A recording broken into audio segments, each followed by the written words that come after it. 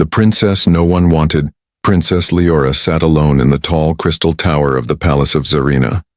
Her golden eyes stared out at the twin moons above her planet, glowing softly in the night. But her heart was heavy. Everyone called her the barren flower. She could not produce an heir, at least that's what they believed. Born to King Varuk and his second wife, Leora was once the pride of the empire, beautiful, graceful, and intelligent. But everything changed after a few royal healers said she was infertile. No children meant no value, no future. Her stepmother, Queen Maltra, smiled sweetly in public, but behind closed doors, she treated Leora like garbage. The queen's own daughter, Princess Selka, was now the chosen heir. Leora? She was a forgotten shadow. And now, worse than forgotten, she was a gift. King Varuk had decided to send her to the humans as a peace offering. A diplomatic gesture to maintain friendly ties with Earth. But it was a lie. He simply wanted to get rid of her. She was nothing more than a problem to be shipped away. In the large royal hall, filled with glowing alien torches and banners of Xerena's great history, Captain Marcus Raynor stood tall. A human envoy, dressed in a sleek black uniform, stood before the throne with a confused expression. "You are offering me your daughter?" he asked slowly. "Yes," King Varuk replied coldly. "She is a gift, a sign of trust and friendship. Take her to Earth. Treat her as you see fit." Marcus looked to Leora, who was being led in like a statue. She wore a silver gown and a cold, lifeless expression. Her eyes met his, but there was no spark, only pain. He bowed slightly. "If this is your wish, I accept her with respect." Behind him, the alien crowd whispered and giggled. They thought the human was a fool, taking a useless, broken princess? How laughable. Leora didn't speak a word during the journey to Earth. She sat quietly in the corner of the ship, hands folded, eyes on the floor. Marcus tried to speak to her several times, but she gave short, polite answers. "You don't need to be afraid," he said once. "I'm not afraid," she replied softly. "I am already gone." Those words stayed in his mind the whole flight. There was something wrong, something deeper than what they were told. Once they arrived on Earth, Marcus took her to the Alliance Medical Center, just as part of the normal protocol for alien guests. The doctors ran tests, basic scans, harmless procedures. Leora didn't care. She was used to being poked and examined. But then, something strange happened. A human doctor named Dr. Ilara rushed into Marcus's office with wide eyes. "Captain, you need to see this." Marcus followed her to the screen. Leora's test results were displayed in front of them. "She's not infertile," Ilara said, pointing to the readings. "Her body is fully functional. In fact, there are chemical traces in her system. Something foreign, something artificial. We believe she was poisoned. Not just once, but slowly, over time." Marcus's eyes narrowed. "You mean someone made her infertile on purpose?" "Yes. And not permanently. We've started treatment. Her system is healing already." Marcus turned toward the room where Leora rested, his jaw clenched. "She doesn't even know, does she?" Leora was watching the stars through the glass ceiling when he walked in. "I have something to tell you," Marcus said gently. She didn't move. "I already know. I'm broken. I always have been." He shook his head. "No, Leora, you're not broken. You were poisoned. Someone didn't want you to have children." She turned her head slightly, confused.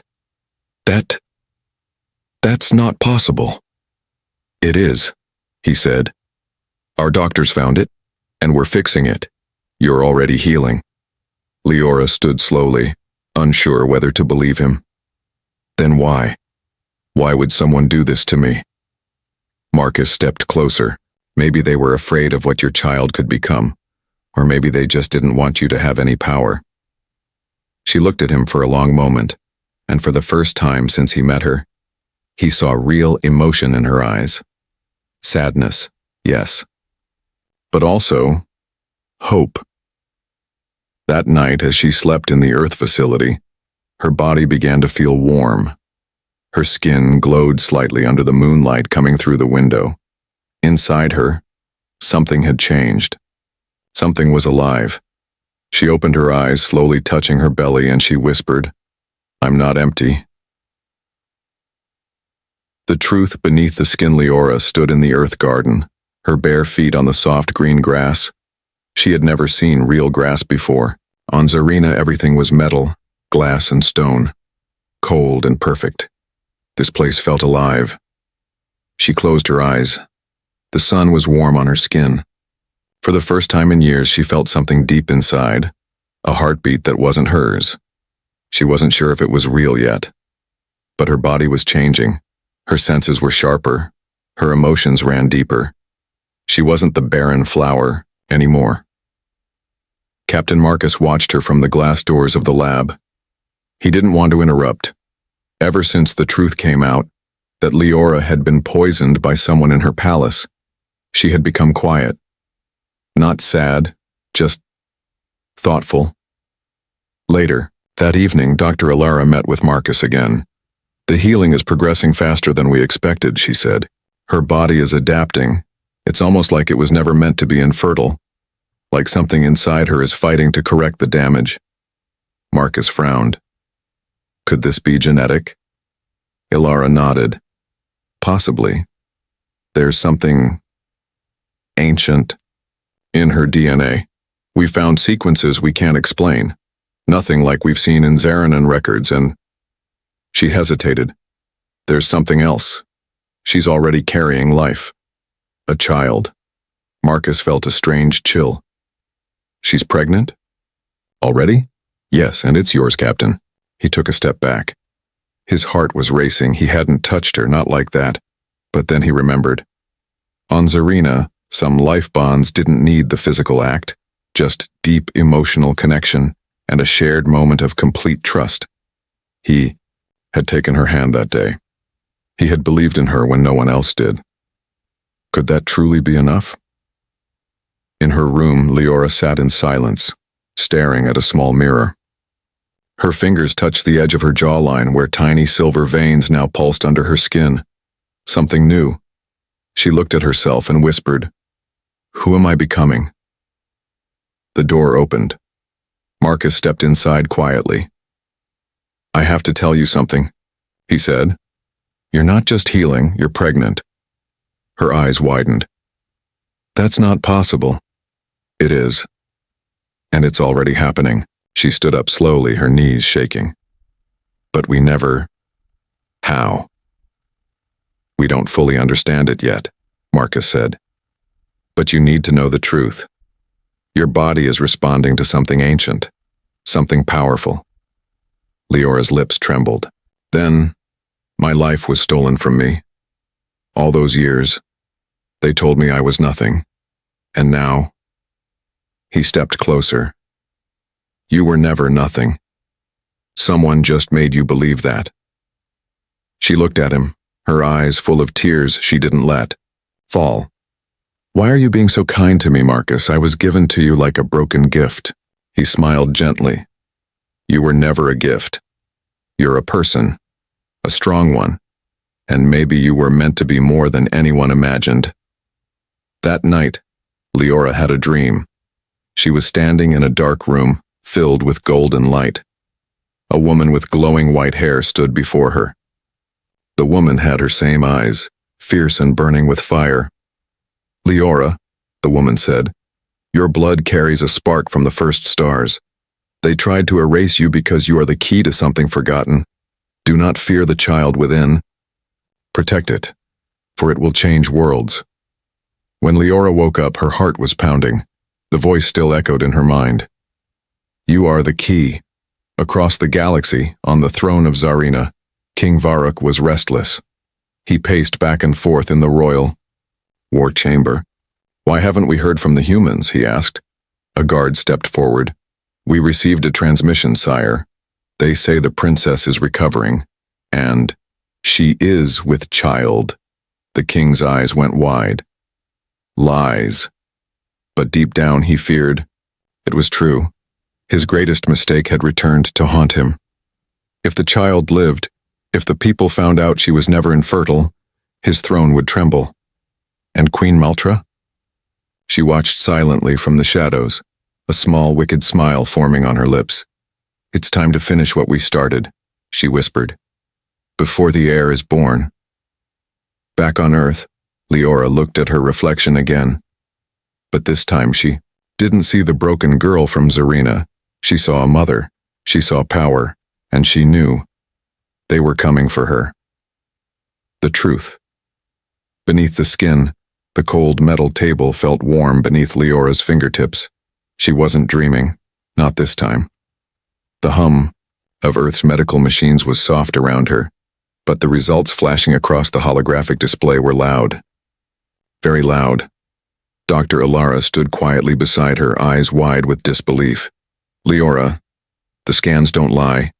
You were never infertile. Leora blinked, her throat tight. But how? Everyone on Xeno said. They lied, Ilara said gently. Someone made you look infertile. Your hormones were blocked by a chemical, a hidden one. We think you were poisoned. Slowly, carefully. Leora's chest rose and fell quickly. Poisoned by who? The answer didn't come. Not because they didn't know, but because the answer hurt. Captain Marcus sat outside the med bay, his fingers clenched tightly around a cup of cold coffee. He stared into nothing. This wasn't just some political exchange. This wasn't about diplomacy anymore. Leora was a victim, a prisoner in her own royal skin, and someone powerful wanted her destroyed without touching her. The quiet kind of death, one that made her feel worthless. He stood up and walked into the med bay. Leora didn't look at him at first. You lied to me, she said softly. No, Marcus replied, but someone did, for years. Then why? Take me? Why bring me here? Marcus stepped closer. Because I saw something in your eyes back in that throne room. Not weakness, not shame. Just someone who had stopped hoping. Leora slowly turned to him. I didn't stop hoping. I was told to stop. Later that night, Leora wandered into the Earth Botanical Chamber, a massive greenhouse with trees, flowers, and soft, running water. No cameras, no soldiers, just nature. She sat beside a small pool. Her reflection shimmered on the surface. Then she touched her stomach, hesitant, gentle. A strange warmth pulsed under her palm. Was it real? She closed her eyes, breathing, in the smell of Earth's air, and deep within she felt a flicker, a heartbeat. Not hers. Her eyes snapped open. Meanwhile, on a secure data link far above Earth, Marcus contacted General Ravik, the highest Earth diplomat assigned to alien relations. Sir, Marcus said, we have a problem. What kind of problem? Ravik asked, annoyed. The Xeno princess they gave us? She's pregnant. The line went silent. She was supposed to be infertile. Ravik finally said. She never was. Someone made her that way. Ravik exhaled slowly. So this child could change everything, Marcus said. She's royal blood, from a throne that wanted her erased, and now she's carrying a half-human heir. The next morning, Dr. Ilara showed Leora a new report. This chemical in your body, it's rare, ancient. Xeno nobles used it centuries ago to stop women from becoming queens. Only the royal apothecaries would have access. Leora stared at the report. My stepmother, she whispered. She always smiled when I cried. Ilara placed a hand on her shoulder. You don't have to go back. Earth will protect you. But Leora was no longer afraid. She stood up.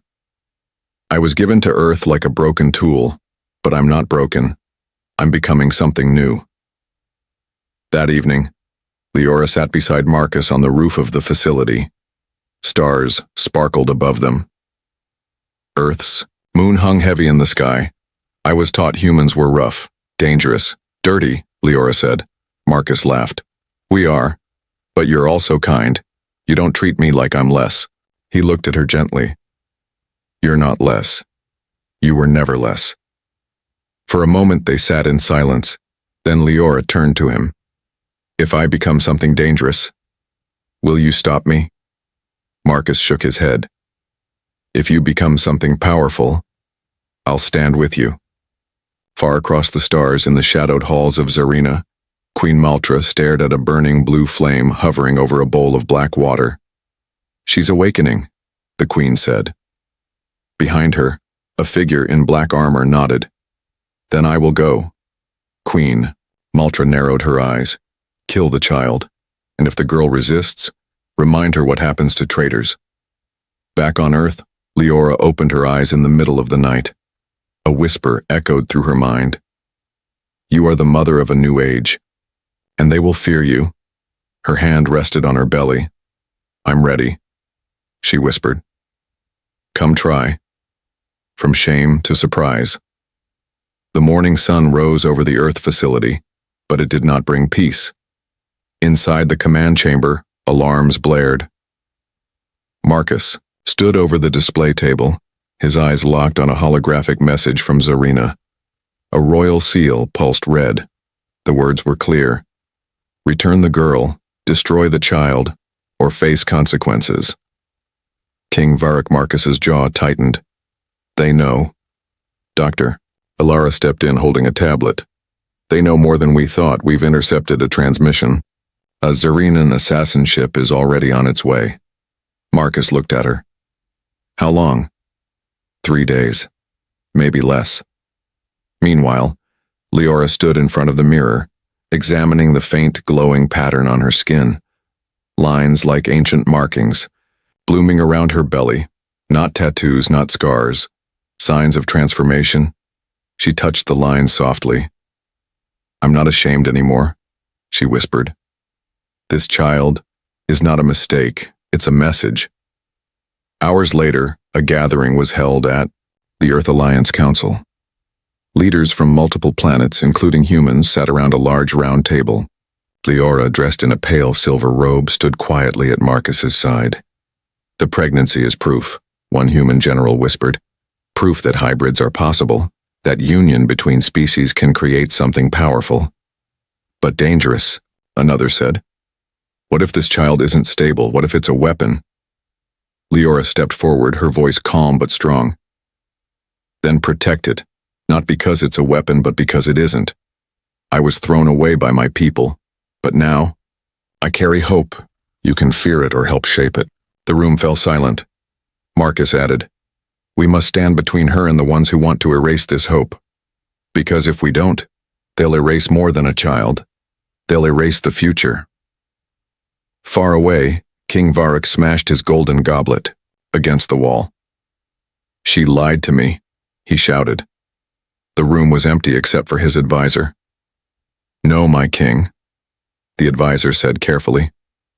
You believe the lie you were told. It was your wife who ordered the chemical sterilization. Varric turned, eyes burning. You speak carelessly. I speak the truth, the advisor said. And now, your so-called infertile daughter is carrying an heir that could challenge your throne. That night, Leora couldn't sleep. The glowing patterns on her skin grew brighter. She stood by the window, watching Earth's moon. Suddenly, her vision blurred. Her knees hit the floor. But it wasn't pain. It was a memory. A vision flooded her mind. She saw a palace. Not Xerenan, but older. A woman with silver eyes stood beside a human warrior. They held a glowing child. Around them stood soldiers from many species, bowing in peace. Leora gasped. Her hands gripped the ground. That child! That was the first hybrid. That was our blood. Back at the facility, Marcus found Leora shaking but alert. You saw something, he said. I saw where we come from, she replied. This has happened before. A human and a Xerenan, a child that united the galaxy. Marcus looked stunned. You carry the next one? Yes, and that's why they're afraid. The next day, news broke across the galaxy. Infertile princess, pregnant by human. Royal bloodline exposed. Hybrid child sparks interstellar crisis. People were panicking. Others were celebrating. But not everyone believed. On a Xeranin colony, riots broke out. Some shouted, "Protect the heir." Others screamed, "Kill the abomination!" At night, Leora stood in a chamber where human scientists had placed her under protective guard. Suddenly, the lights flickered. Marcus burst in. "We've lost contact with outer perimeter. They're here." Leora's heartbeat quickened. The assassin? No doubt. A shadow moved silently through the base. Wearing black armor laced with invisibility tech, the Xeranin assassin moved toward the chamber, carrying twin energy blades. But Leora wasn't the same girl anymore. The moment the door slid open, Leora raised her hand. Her markings glowed bright. And a blast of force knocked the assassin back. She stepped forward, her voice echoing like thunder. "You came to erase me, but now I remember who I am." The assassin stood slowly. "You are a mistake." "No," Leora said. "I am Legacy." The assassin with no name. The Earth facility was on high alert. All corridors flashed red. Steel. Doors locked. Drones hovered in the air. Soldiers scrambled into position, but none of them saw how the assassin entered. It didn't walk. It moved like smoke. A shadow wearing black Xeranin armor, laced with ancient stealth tech, silent, fast, and unseen by most scanners. No name, no records, no mercy. His mission was simple: kill the hybrid before it is born. Leave no trace. In her room, Leora sat with her eyes closed, listening, not with ears, but with instinct. The markings on her skin pulsed with warning. "He's inside," she whispered. Marcus stood by the door, weapon drawn. "Then let him come." Leora turned to him. "You shouldn't be here." "I'm not leaving you alone." She gave him a soft look, then walked to the center of the room. "If he comes for me, I won't run." The lights dimmed. The temperature dropped. Marcus raised his weapon. Something's wrong. Suddenly, the wall exploded inward. Smoke and sparks flew. The assassin leapt through the hole, blades spinning in his hands. Marcus opened fire. The bullets bounced off an invisible shield. The assassin dodged and slammed him into the wall. Leora stood between them now. Calm. Centered. "You don't belong here." The assassin hissed. "I belong to two worlds." She replied. "You threaten balance." "No. I am the balance." The assassin charged. Leora raised her hand, and the glowing patterns on her skin flared like a supernova. A force wave blasted the assassin mid-air, slamming him into the floor. He rolled to his feet faster than a blink and threw a blade straight at her heart. Time slowed. Marcus, bleeding, tried to scream, but the blade stopped mid-air, floating, spinning, caught by an unseen energy. Leora stepped forward. The blade melted into light. Her voice trembled, but it carried power. "Why are you so afraid of a child?" The assassin stared at her, breathing heavily. "Because we were told, if a hybrid ever rises again, the kings will fall. The old blood will vanish. Your child is prophecy." Marcus dragged himself up, bruised and cut. "Then the prophecy starts tonight." The assassin lunged again, blades in both hands. This time, Leora didn't block. She walked through him like light. The blades passed through her. He turned, confused, and Leora, eyes glowing like twin stars, whispered a word in the old tongue, a language no one had spoken in 1,000 years. The assassin dropped to his knees. "Frozen. Who are you?" Marcus asked, stunned. Leora turned slowly, her voice soft. "I think I am becoming who I was always meant to be." The facility medics rushed in. The assassin was taken away in cuffs, still alive but silent. Marcus sat on the edge of a medical bed, breathing hard. His ribs were bruised. Blood stained his shirt.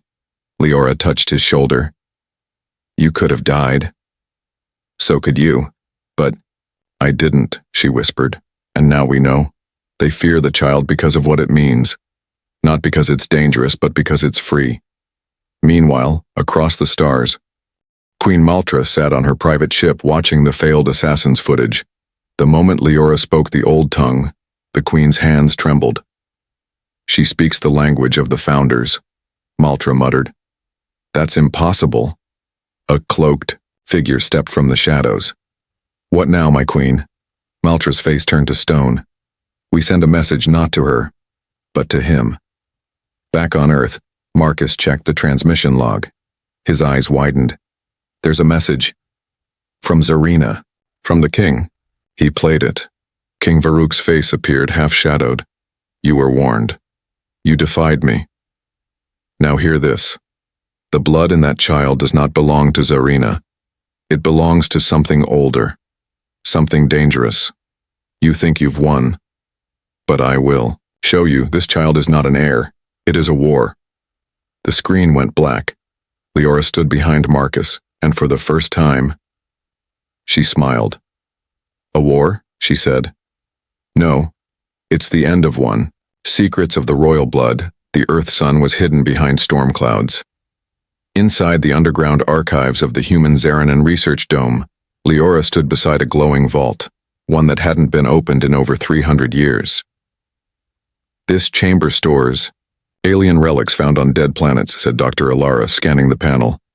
"But there's something in here, linked to your DNA." The vault opened with a hiss. Inside was a single object, a crown. Not like Xeranin crowns made of metal and stone. This one was alive, woven from crystal and light, floating gently in the air. Leora stepped forward, eyes wide. As she got closer, the crown reacted. Its lights flared.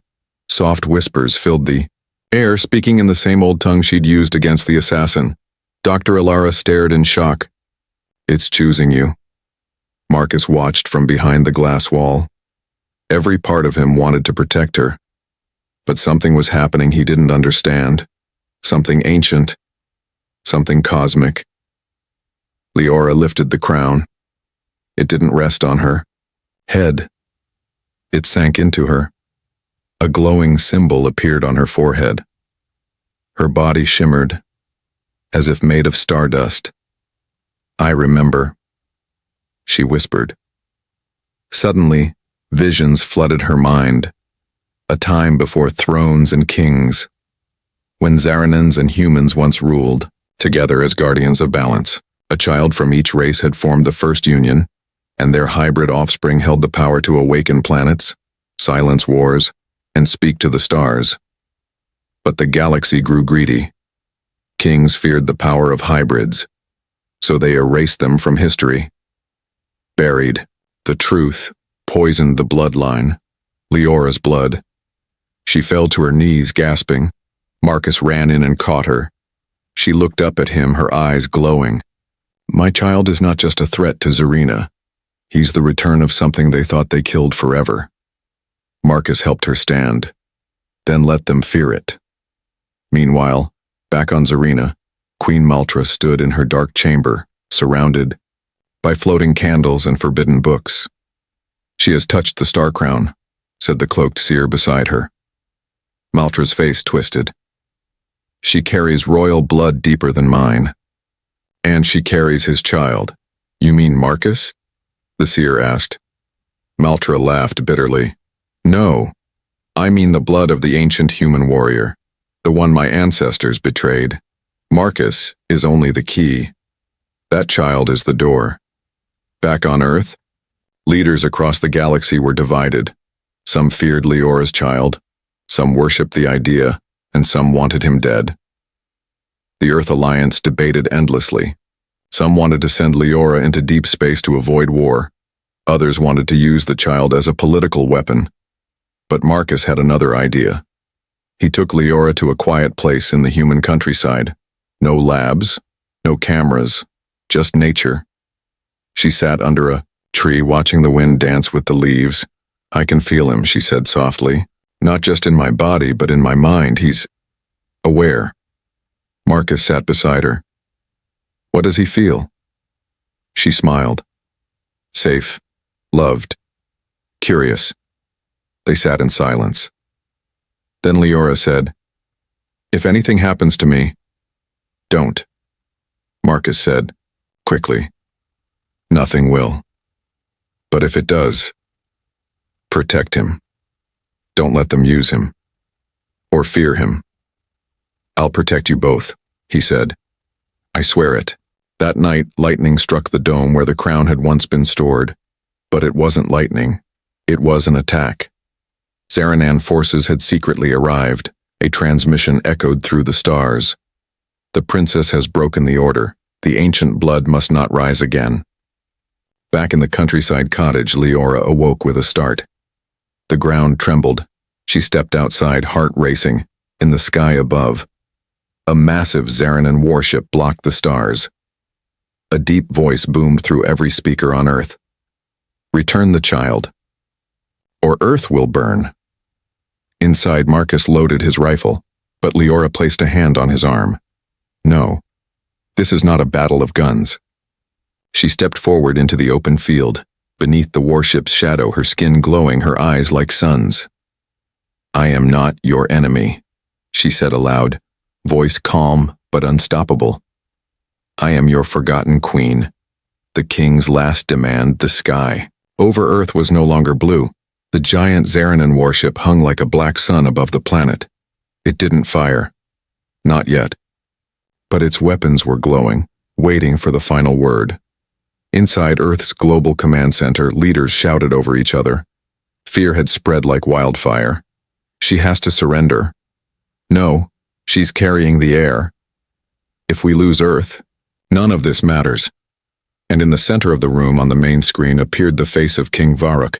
His eyes were cold as ice. I warned you, he said slowly. Now, you will listen. Across the stars, every major planet tuned in. The broadcast was being sent across every public channel, translated into dozens of alien languages. Leora stood with Marcus in front of the camera at Earth's council chamber. She didn't wear a crown. She didn't wear armor.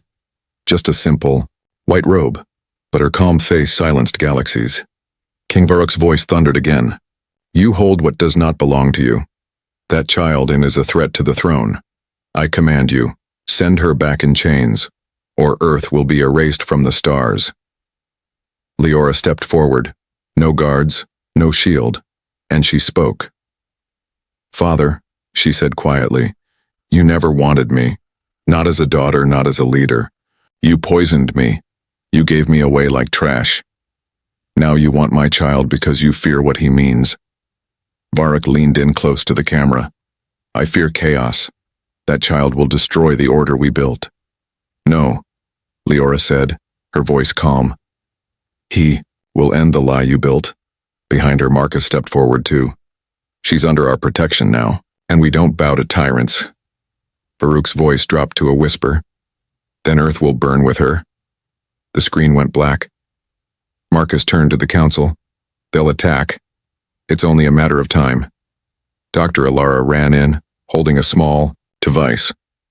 We've finished decoding the ancient bloodline data. You were right. The child isn't just an heir, he's a key. To what? Leora asked. To the old star system, the origin of both humans and Xeranans, a place erased from every map. The child's DNA reacts with the coordinates. If he survives, he'll be able to open the gates to the first homeworld. Marcus stared in disbelief. That planet's real? Alara nodded. And the king knows. Elsewhere aboard the Xeranan warship, Queen Maltra walked slowly through the command bridge. She looked up at the stars. They think they've won, she said to herself. But they don't understand. The child is not just royal, he is divine blood. Her fingers brushed a glowing scar on her palm. And divine blood must not belong to the weak. Back on Earth, Leora sat alone in a quiet room. She placed her hand over her belly. Her eyes closed. Are you afraid? She whispered. Then a soft kick came from inside her. She smiled. No. You're not. She stood up, walked outside, and faced the heavens. High above, the Xeranan warship lit up. Cannons locked onto the Earth capital. One voice came through all communication lines. Surrender now. Final warning. Then Leora did something no one expected. She stepped onto Earth's high broadcast tower. No shields, no weapons, and activated. A galactic beacon, a direct transmission to all systems bypassing the king's censorship. Her voice rang out through every device, screen, and satellite. This is Princess Leora of Xeno. They told you I was broken. They told you I was useless. They tried to erase me. Now they fear me, not because I am dangerous, but because I carry truth. She touched her stomach gently. This child is not a threat. He is a bridge between stars. A second chance. If you destroy that, you destroy your future. Silence. Then, slowly from dozens of systems, came replies. Small, peaceful ships broke formation and turned away from the Xeno armada. Aliens, humans, former enemies, one by one they began to speak. We stand with the mother of the future. Let her speak, not be silenced.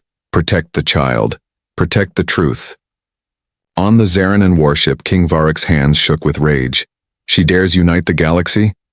Beside him, Queen Maltra whispered, she dares become queen. And on Earth, Leora stood tall, winds blowing through her robe. I am not your prisoner anymore, she whispered into the stars. I am not afraid. The air of two worlds. The stars above Earth were no longer quiet. Across the galaxy, ships held their breath. Xeranan war cruisers floated in tense silence.